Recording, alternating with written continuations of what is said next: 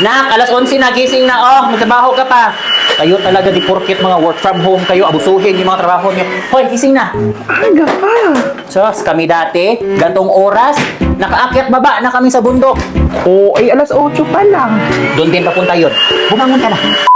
Ma, bumili ako shake. Try mo. Ano yan, nak? Sarap yan. Hindi ba? Ay, ginoo ko. Nak, ang tamis. Ayoko niyan. Ayoko Ito na niyan. tita Abin.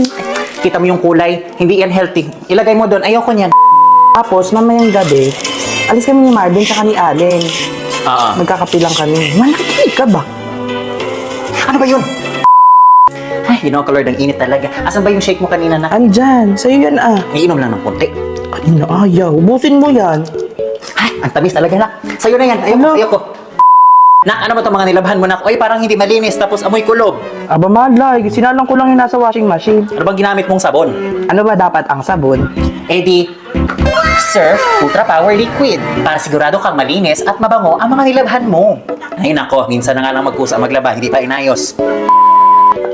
Masarap naman pala si anak no pag matunaw na yung yelo. Ba, masarap yan. Magkano ba yan? 150. Ay, ginoo ko, Jesus. Ang mahal. Ma. Ma. Ma. Itaong hanap ka. Iyabis ka sa'yo eh.